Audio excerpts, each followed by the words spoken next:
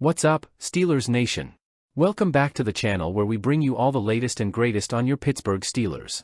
Today, we've got some exciting news about our roster and a hot topic that's been buzzing around the fan base. Not only do we have 4 key players back in practice, including Najee Harris and Van Jefferson, but we also need to set the record straight on Minkah Fitzpatrick's game-changing contributions, even when those highlight reel splash plays are fewer than some fans might like.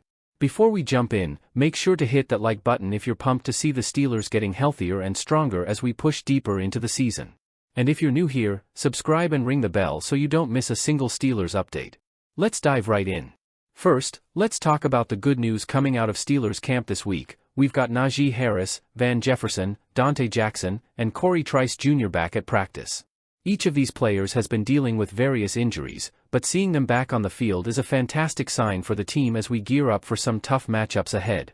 Najee Harris, who's been battling an ankle injury, was missed in practice on Wednesday, but he's back in action and looking ready to add some power to our run game. Najee has been crucial for the Steelers, providing that ground and pound style that keeps defenses honest and wears down opponents. Having him healthy is going to be a massive boost, especially with our offense needing every weapon possible as we approach the final stretch of the season. Van Jefferson has also been sidelined with a quad issue, but he's now back, and that's excellent news for our receiving core. With Jefferson back in the mix, we have another reliable target for Russell Wilson, adding depth and versatility to our passing attack. His speed and playmaking ability on the outside could open up more opportunities for our offense and give defenses one more thing to worry about. Then there are Dante Jackson and Corey Trice Jr., 2 cornerbacks who have been recovering from hamstring injuries. Jackson is expected to bring some stability and experience back to our secondary, while Trice's return is especially exciting as he's just come off injured reserve. Having both of these guys back could be a game-changer for our defense, adding depth and flexibility to a unit that's already performing at a high level. Steelers fans know that a solid defense is the backbone of any winning season, and these additions should keep us competitive. Now, let's get into the hot topic surrounding Minkah Fitzpatrick. If you've been following the conversations online, you've probably noticed some fans expressing frustration over the lack of splash plays from Minkah this season. It's true, Fitzpatrick hasn't had an interception since January 2023, which is longer than we're used to from a player who's set such a high standard for himself. But before anyone starts doubting his impact, let's break down the real story here. Minkah recently opened up to Steelers insider Brian Batko, explaining why we haven't seen as many flashy plays lately. As a free safety, his role is about more than just interceptions and highlight tackles. Minkah's primary job is to prevent big plays and keep everything in front of him. The very fact that quarterbacks are throwing his way less often is actually a testament to his presence and the respect he commands on the field. Opposing quarterbacks know what Minkah is capable of, and they're actively avoiding him. It's a classic case of a player being so good that teams are forced to alter their game plan. He's not just out there waiting for a pick, he's constantly reading the offense, adjusting, and making sure nothing gets over the top. This defensive positioning is invaluable for our team, even if it doesn't always make the stat sheet. What some fans might not realize is that Minkah's role as the last line of defense is one of the toughest on the field. It's a high-risk, high-reward position, and one misstep can be costly. Fitzpatrick described it best when he said, "When you mess up, it's very obvious." Think about it, if he misses an open field tackle, everyone notices. If he blows a coverage, it's a glaring mistake. But the reverse is also true, his ability to keep plays contained often prevents opponents from turning a 10-yard gain into a 50-yard score. A perfect example came in Week 10, during our nail-biting 28-27 win over the Commanders. In the final moments, Minkah made a game-winning tackle on Zach Ertz to stop him from converting a crucial first down. It's plays like this, high-pressure moments where one tackle makes all the difference, that show Minkah's true impact on the game. He might not get the interception every time, but he keeps us in control when it matters most. For all the fans clamoring for splash plays, remember that Minkah's contributions go beyond what shows up in the box score. He's shutting down passing lanes, controlling the field, and forcing offenses to second-guess themselves. It's these subtle plays that make him one of the most valuable players on our defense. It's understandable for fans to want more interceptions and highlight plays from a player of Fitzpatrick's caliber, but it's worth asking, are we being fair to him? Minkah himself has pointed out that he can't make plays if quarterbacks aren't targeting him. The more respect he earns, the fewer opportunities he'll have to snag an interception because, simply put, quarterbacks would rather not test him. When you think about it, the lack of big plays is actually a sign of how dominant he's been. Teams are actively game planning around Fitzpatrick, which is a rare level of respect for any player. Imagine being so good that teams don't even want to throw in your direction. That's the kind of impact Minkah is having, even if it's not the flashy kind.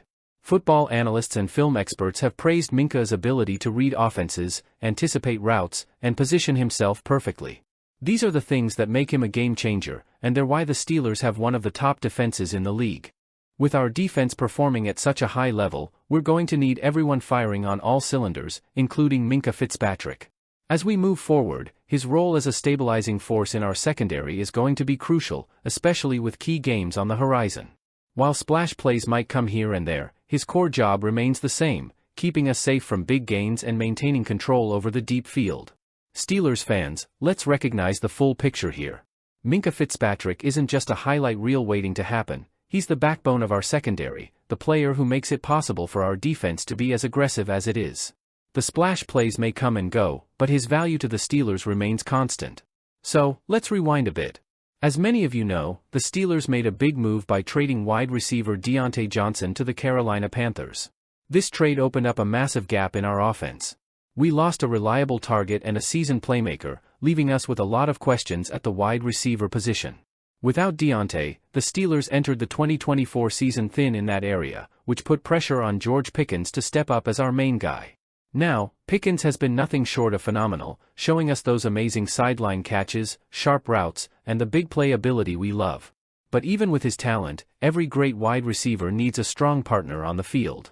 Defenses are quick to adjust, and when there's only one dominant receiver, they can double up on him, taking away those big gains we need to push the offense forward. So, what did GM Omar Khan do about this? Well, he got busy. The Steelers pursued some big names, including star receiver Davante Adams. Unfortunately, the deal didn't materialize, leaving Khan to look at other options. He then managed to bring in Mike Williams, a veteran wide receiver who has shown he can deliver when it counts. Williams has size, skill, and experience that can add value, but he's currently on a one-year contract, so we're looking at a short-term fix rather than a long-term solution. Plus, at 30 years old, he's not exactly the young, fresh talent we'd ideally want to build around. So, while Williams gives us a solid target opposite Pickens for now, the Steelers know they need a younger, dynamic receiver to really balance our offensive lineup for the future. Here's where it gets really interesting, Steelers fans. According to Vinny Iyer from Sporting News, there's a strong chance we might go after Emeka Egbuka in the 2025 NFL Draft. For those who haven't followed him, Egbuka is an elite wide receiver out of Ohio State and is currently projected to go around the number 28 spot in the first round. Iyer describes Egbuka as having great hands, smooth route running, and big play flair.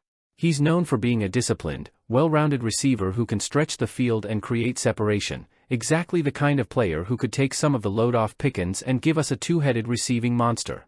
For the Steelers, this could be a perfect fit. Pickens would finally have that complementary partner to make defenses play us honestly. Imagine the potential of having both Pickens and Egbuka on the field, each with the ability to break away from coverage and create explosive plays. It would force opposing defenses to pick their poison, and we'd see more consistent opportunities downfield. However, there's a bit of debate on where Egbuka would be best suited to play in the NFL.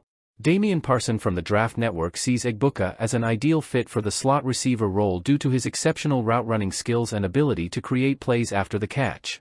In the slot, he could be a high-percentage target who keeps the chains moving, not to mention that he draws comparisons to guys like Keenan Allen and Amon-Ra St. Brown, names that any Steelers fan would love to see wearing black and gold. But here's where it gets tricky. The Steelers recently picked up Roman Wilson to fill the slot role, though Wilson's rookie season has been a bit shaky. So, adding Egbuka would create some overlap, but it could also give us depth and versatility. While Wilson develops, Egbuka could step right in and provide a reliable option in the slot or on the boundary. Even if Egbuka might initially seem like a bit of an unconventional fit, he brings the skill set Pittsburgh needs to boost the passing game. And in today's NFL, having two solid boundary receivers isn't just a luxury, it's becoming essential, especially as teams favor high-scoring, air raid offenses. So whether Egbuka ends up on the boundary or in the slot, his versatility and polish would make him a valuable asset in Pittsburgh. Let's look at the big picture here. Adding a young receiver like Egbuka would help stabilize our wide receiver core and ensure that, even if we face challenges with re-signing Pickens down the line, we'll still have a star in the making. In today's NFL, a balanced offense is everything, and as much as we all love watching Pickens do his thing, it's tough for one receiver to carry the load. A player like Igbuka could give us the kind of balanced, multidimensional attack that keeps defenses guessing and, ultimately, helps us win games. We all know that with a solid receiving core, our offense can become a serious threat in the AFC, especially with the strong running game and stout defense we already have. Alright, Steelers Nation, now it's your turn. What do you think about the return of Najee Harris, Van Jefferson, Dante Jackson, and Corey Trice Jr.? Are you as pumped as we are to see these guys back on the field? And where do you stand on the Minkah Fitzpatrick debate? Do you think we should appreciate the impact he's having, even if it doesn't always show up in the stat sheet? Drop your thoughts in the comments below. We love hearing from you and keeping the conversation going about our favorite team. And remember, if you enjoyed this deep dive, make sure to hit that like button to show your support. If you haven't already, subscribe and turn on notifications so you don't miss any future updates on the Steelers. Thanks for tuning in, Steelers fans. We'll see you in the next video. Let's keep up the momentum and keep pushing for those victories. Go Steelers!